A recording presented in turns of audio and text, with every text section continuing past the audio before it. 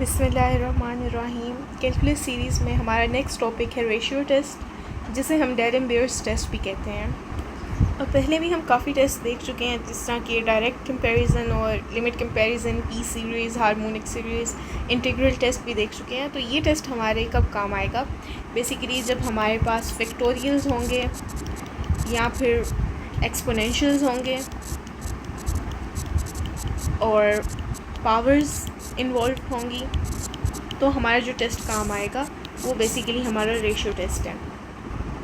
तो अब ये टेस्ट हमें कहता क्या है, बेसिकली इसकी स्टेटमेंट क्या है। आप लेट करें कि हमारे पास एक सीरीज़ है a सब n, ये हमारे पास एक इनफिनिट सीरीज़ है, एक इनफिनिट सीरीज़। तो अगर हम कंप्यूट करते हैं इसकी लिमिट, वी कंप्यूट, अगर हम लिमिट कंप्यूट करें as n approaches to infinity,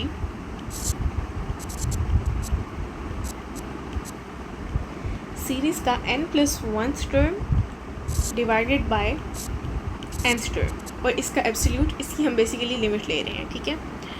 तो देन हमारे पास कुछ केस बनते हैं। देन केस 1 हमें कहता है कि अगर ये लिमिट l हमारे पास 1 से छोटी है, तो हमारी जो सीरीज़ है वो कन्वर्ज करेगी, सीरीज़ कन्वर्जेस एब्सोल्यूटली, ओके।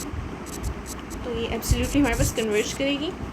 अगर हमारे पास केस 2 है, जिसमें हमारे पास हमारी लिमिट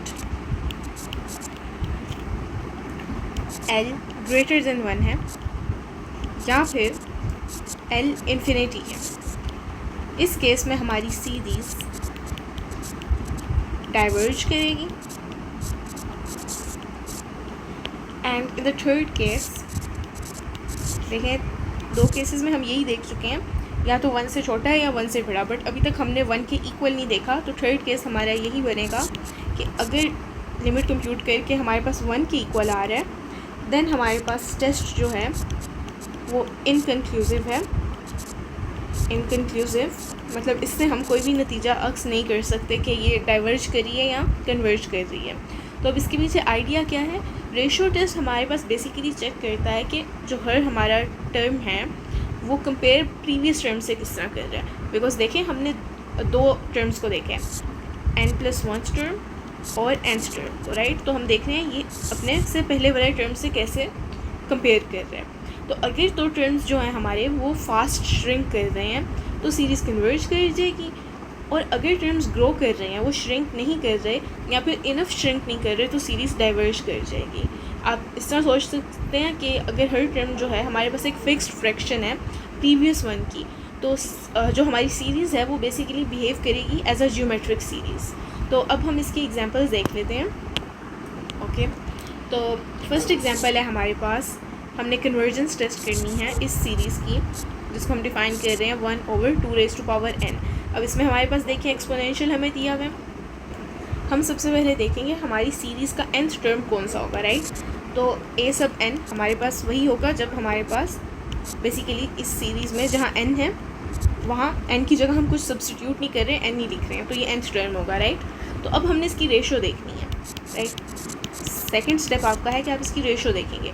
रेशो हमने कौन सी देखनी है? n+1 term divided by nth term, यानी कि हमने ये रेशो निकालनी है n+1 डिवाइडेड बाय a सब n, ठीक है। अब हम a सब n की जगह इसको सब्स्टिट्यूट कर लेंगे 1/2n को, राइट। तो 1/2n, बट हमने यहाँ पर n+1 करना है, ठीक है। तो यहाँ पर n+1 आ जाएगा। अब इसको हम डिवाइड कर रहे हैं a सब n से, और a सब n तो यही हमारे पास टर्म है, ये एग्जैक्टली ऐसे ही आ जाएगा।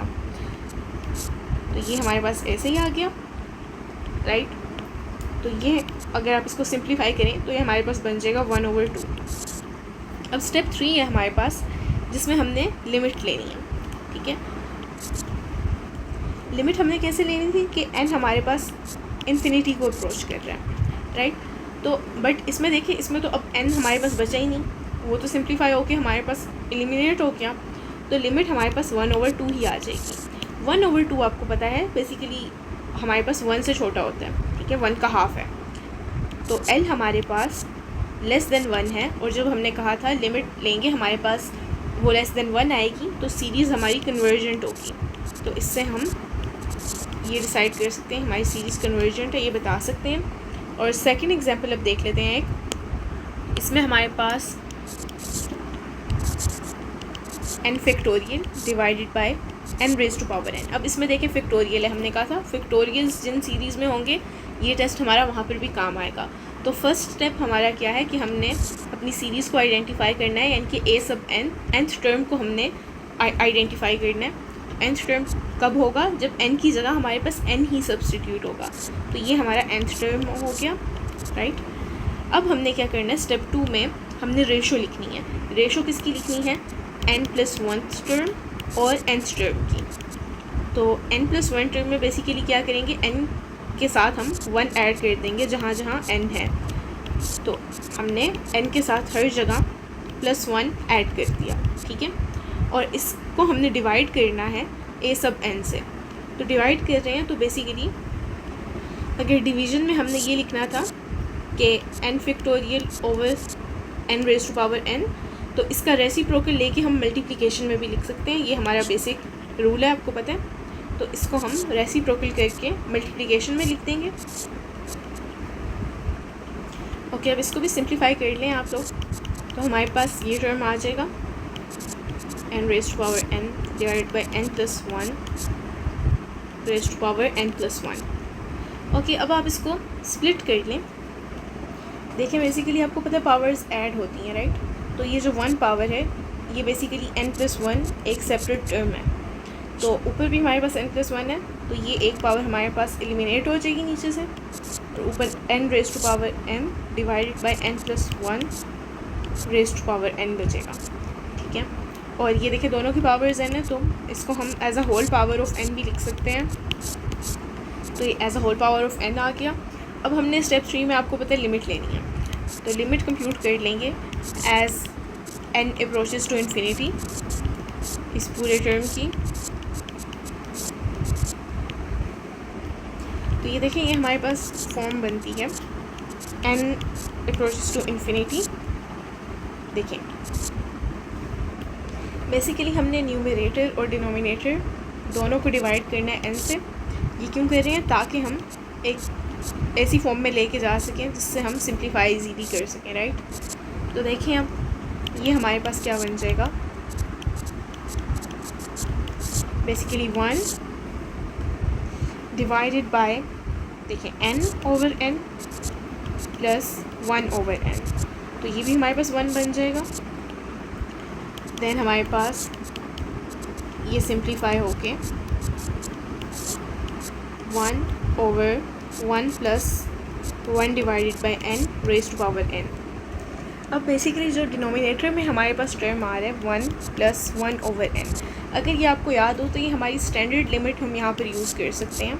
इसकी अगर रेज़ टू पावर हम n करें, राइट, और इसकी लिमिट लें as n approaches to infinity, तो ये हमारे पास बेसिकली e के इक्वल बनती है। बट हमारे पास देखें ये डिनोमिनेटर में टर्म है, तो हम क्या करेंगे, इसको यूज़ करते हुए यूजिंग हम इसे लिखेंगे। देखें अगर हम इस फॉर्म में लिखना चाहते हैं ये ऊपर वाली टर्म को, तो आपको पता है जब रेसिप्रोकल लेंगे तो पावर हमारे पास नेगेटिव में चली जाती है। हम रीराइट करेंगे कि हमारे पास limit as n approaches to infinity 1 plus 1/n raise to power negative n आ जाएगा। ओके, तो इसके मुताबिक हमारे पास लिमिट बनेगी e रेज़ टू पावर -1। तो e रेज़ टू पावर -1 को हम 1/e भी लिख सकते हैं। अब 1/e जो है हमारे पास ये किसके इक्विवेलेंट होता है? तो e जो होता है बेसिकली वो हमारे पास अप्रोक्सीमेटली इक्वल होता है 2.718 समथिंग। तो जब आप 1/e करेंगे तो ये हमारे पास बेसिकली अप्रोक्सीमेटली इक्वल आएगा 0.3679। ओके, तो अब ये आप देख सकते हैं ये हमारे पास 1 से छोटा आ रहा है, ठीक है। तो सीरीज़ हमारी जो है वो कन्वर्जेंट है, कन्वर्जेंट। ओके, अब हम एक और एग्जांपल देख लेते हैं। तो बेसिकली सिंपली जब हमारी सीरीज़ में nth टर्म ही है, एक इन्फिनिट सीरीज़ है, तो हमारे पास nth टर्म जो होगा वो किसके इक्वल होगा? बेसिकली हम n को n की जगह ही सब्स्टिट्यूट कर रहे हैं। अब हम इसकी रेशो लिख लेते हैं, n+1 divided by nth term.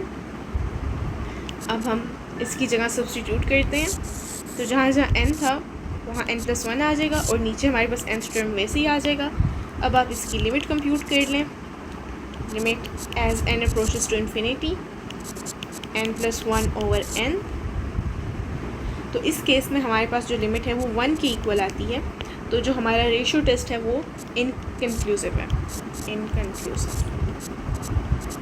मतलब कि हम कुछ बता नहीं सकते इस बारे में कि ये कन्वर्ज कर रही है या फिर डाइवर्ज कर रही है।